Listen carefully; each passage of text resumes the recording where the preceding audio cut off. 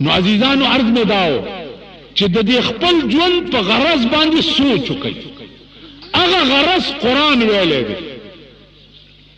قرآن ویلی دی چې وما خلقت الجن والانس الا لیعبدون، ما جن او انس ندی پیدا کړي مگر دې دپاره چې دوی به زما عبادت کوي. بیا قرآن څه ویلی دی؟ ان الله اشترى من المؤمنين اموالهم وانفسهم. خدای وی ما د مؤمنانو سره بیع کړی ده، خرید و فروخت می کړی دی، سمې ته خرڅ کړي او سمې ته اغستی دي.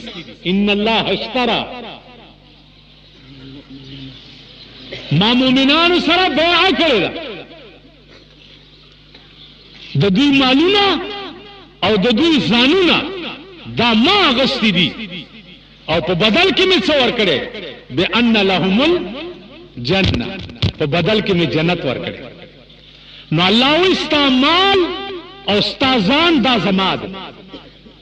نو ته په ایمان ووایه چې کوم شی ستایي، چرګه ستایي او هګۍ بل کراچي، دا چرګه به حلاله کې که نه؟ غوا ستایي او پی بل له ورکوي، میخه ستایي ولاړه د بل په موږي او ستا موږي ته نه راځي، حلاله به یې کې که نه؟ ټیک شو. نو یې د خدای او ولاړ د شیطان په موږي، نو ته د حلالولو یې که نه؟ نه د خدای مال و دولت ته دی د خدای، چې د خدای دی نو د خدای په لار کې به لګي، په جماعت کې به لګي، په مدرسه به لګي، په کوی به لګي، په پول به لګي، په اوږي تږي به لګي، په کونډه رنډه به لګي، په خوار غریب به لګي. دا ستا دولت ستا نه دی، دا د خدای دی. چې د خدای دی نو د خدای په کارونو کې به لګي. نن زمونږ دولت چرته لګي؟ نن که ورته وایي جماعت جوړېږي، الله اکبر، مونږ کور چې جوړو خپلې پیسې پې لګو که کلي کې چنده ولکو؟ مامو جان ماما وایه ته خو زمونږ زوړ یار یې. خپلې لګو که ټیک شو، خپلو لګولو نه خپلې جمع کې او محنت کې. او د خدای کور جوړېږي نو هغې له دې کټه چولی او ماشوم دې ودرولی دی او جنډه دې لاس کې وګی، واچوئ ورونو جومات جوړېږي، واچوئ ورونو جومات جوړېږي، واچوئ ورونو مدرسه جوړېږي. ګوره هغه دیوالونه چې وران دي، واچوئ ورونو دا کي. خدای به وایي ښه تاسو د پلوسی یئ؟ جی ښه. تاسو هغه یئ چې هغه بنګلې منګلې به م جوړولې او کورونه به م جوړول او زما کور له به تېرېدی پې اتانې یا روپۍ چنده به م ور واچول. زما کور له د 1 روپۍ ور اچولې وه یا به 15 تېر شو او په خپله بنګله دې لکونه لګولې وې. ته هغه یې؟ ته به وایي جي زه هغه یم، به روانېږه جي منځونه مې کړي روانېږه.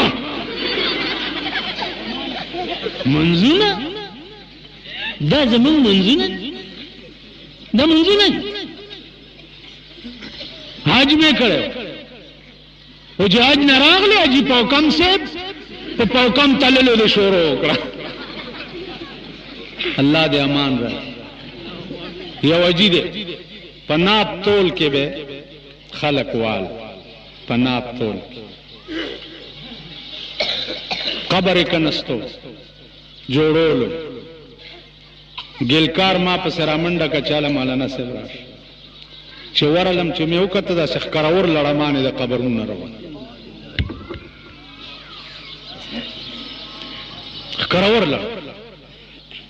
تاسو پوه شئ ته هغه دا حج دا منځونه دا هر څه به په جولۍ کې در واچولی شي. خدای به وایي زما نوم یې درته اغوستی و، تا په یو ټیډي پیسه زما نامه نه واغستې. نو کذالک اتتک آیاتنا فنسیتها، نو کذالک الیوم تنسا. زما قرآن در تراغلی او تا هیر کړی، نو الله به وایي نن تم زما هیرې، ته زما هیرې. الله دې مساتي چې الله وي ته زما هېرې مونږ به کوو څه، مونږ به تباه یو، غرق به یې. عزیزانو که په دې بانګ وشو دا یو بل ټکی واورئ. مونږ ستاسو په دماغو کې دا کینولي دي چې د ماښام بس دومره وخت دی لکه چې مخ خلاص شو بس ته پوه نه، د ماښام دومره وخت دی چې تر څو پورې په دې مخامخ د غره په لمن کې سپینوالی باقي 1 ګنټه او 25 منټه د ماښام وخت دی. ښه ټیک شو، 1 ګنټه څومره 25 منټه پس ماسخوتن روا کی. نو زما عزیزانو عرض مې دا چې خواري وکړئ، محنت وکړئ، خدای ته ځان وسپارئ. وخت درته چې لږ روزګار ملاویږي دا تبلیغي ډلې والا نه دي. تبلیغي ډلې والا ډېر خلق داسې شته چې د دوی بد وي، شته که نه؟ د دوی بد وي، دا ښه خلق نه دی، پلانې دی، ډنګړی دی. ما ته وګورئ عملی طور زه تبلیغ کې نه یم تللی، نه چیله مې لګولې، اجتماعاتو ته تللی.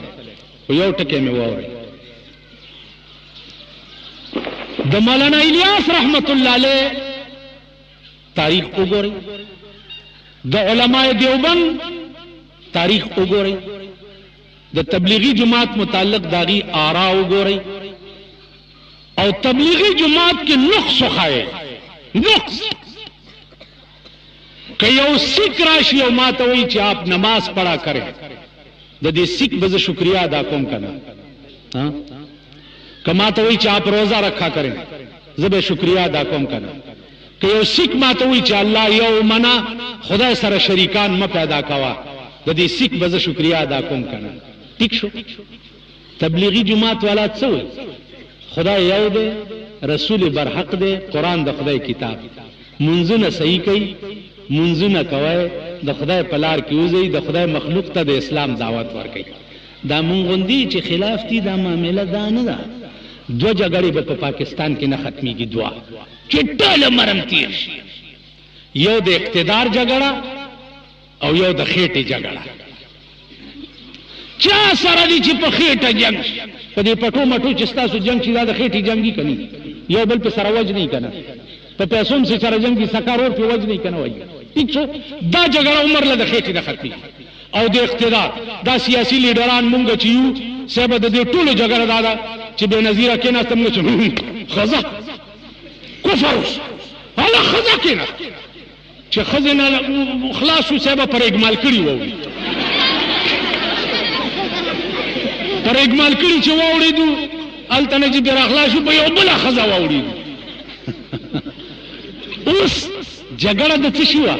دا ښځه ده، ښځه په مسلمانۍ کې سربراه نه شي جوړېدی چې ښځه لاړه سړی راغی، سړي له اوس ګینګ جوړېږي، هلکه دا خو سړی دی که نه. نو بس معامله د دې دی چې ته کوش او ټټو باله راغی. خبره د دین نه ده، د مذهب نه ده، د اسلام نه ده. نه ټول پاکستان کې ښځې او نر په پاکستان کې قرآن او د حدیث نظام راوستل نه غواړي. دا کلیر کټ زما واورئ چې د دې ټول ملک تقاضا دا نه ده، او ښځې خو یې په قرآنونو نه غواړي. دا ښځې به ستاسو پلار رئیساري کړي، رئیساري به کوي. تاسو دا د کلو خلک چې یې که دا جمرود روډ ته شي یا خو پرېږده خو دي ارړی ګډې، دا ستاسو د کلو به رئیساري کوي چې د واده مې د زوی ښځې مه کوه لږه ګذر دا شیخه جماعت کې کښېنه، زما دا یو زوی دی لږ ارمان به پرې نه وباسمه. زړه په غویمه شي، زړه غویمه شي، زړې نه شئ راټینګولی، ځوانان یې نه شئ راټینګولی.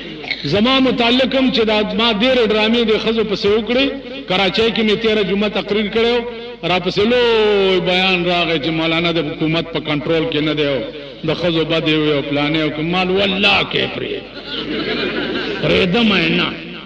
زما متعلق به وایي چې بجلیګر ملا لون هم چې دی په یونیورسټۍ کې سبق وایي او چې دی په کالج کې سبق وایي، من راشئ که د بجلیګر ملا لور په ړومبي جومات کې هم چا ثابته کړه چې په ړومبي پهلي جومات کې ما په سکول کې کینولي، ګیره مې کله کوي، پخره مې سور کوي، مخ مې تور کوي.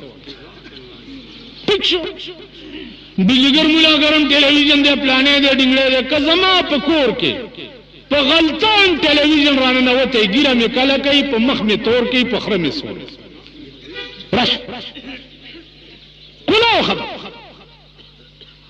که حکومت دا ثابت کړه دې کوڅه ډبو نه دومره چیرړي چې بېلګېزي دي تاسو ورته ولاړ یې یو استقبال یې کوئ که دوی ثابته کړه چې بجلیګر مولا له مونږ دا ورکړي دي راشئ په مخ مې تور کوي په خره مې سور خپله مزدوري کوم تجارت کوم دوه درې تجارته کوم ځان له روټۍ ګټم په کلي کې مې ځمکه ده دومره غنم راله راځي چې د باچا پروا هم نه لرم چې چاله مې خوښه وي لسته ورته وشغوم د اوس خو د سړي نه دا شی جوړوي که نه ده داسې چې داسې کې نو د اوس کېږي که نه چې داسې نه که د باچا پروا به ولري زما د عبدالرحمن بابا عقیده ده اورنګزیب بادشاه ورته کله کله زما دربار ته راځه چې یو څو اشعار راته وایي هغه وایي زه ستا دربار ته ویلی ویل نن پترخ کې مې جانان په لاس کې مې جام دی نن پترخ کې مې جانان په لاس کې مې جام دی ځکه اورنګ د زمانې زما غلام دی اورنګزیبه زه تا خپل غلام ګڼم بیا ورته وایي غاوره کېږم په تخت و تاج اورنګزیب کا آرایش د تخت و تاج کا خو مرګه به دا تخت و تاراج کا نو عزیزانو تاسو خدای ځان له پیدا کړی په خدای مین شئ په جناب محمد رسول الله مین شئ لشل کاله تکلیف تیر کړي دو عمر بادشاہي به خدای په جنت کې درکې دا ادنا جنتی زیبه په جنت کې دومره چې سل کاله په اس مزلو کې خپل ایریا به معلومه نه کړي یو کمره د جنت به دومره لوی چې د ملغلرې به جوړی د بخاری روایت ته او بیا د ملغلرې به جوړی عرضها 60 میلا پلنواله به 60 میلې یو کمره دادنا جنتی هوري با او یا جوړې به غستی پاویا جوړو دنه به په دې پندای کې مازغه ښکاري واخر دعوانا ان الحمد لله رب العالمین دا مدرسې سره با عزیزانو پورا امداد کوئ په مړو پسې خیراتونه چې کوئ هغه پیسې چې دی کې ولګوئ چې دا تر څو باقي خدای قسم چې هغه ثواب به ستاسو مړو ته رسي دعا وکړئ اللهم ايد الاسلام والمسلمين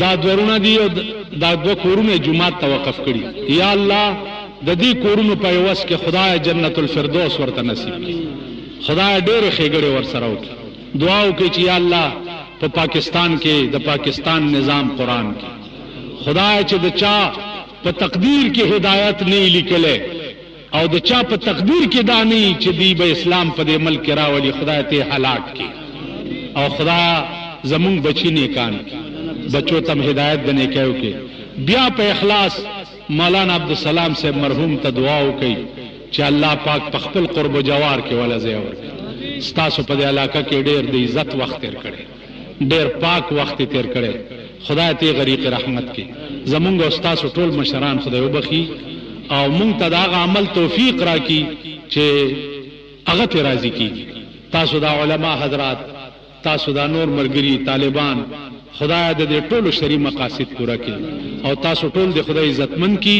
چې دا یو څو ماته ګوډه خبرې زما واورې دي وصلی الله تعالی علی خیر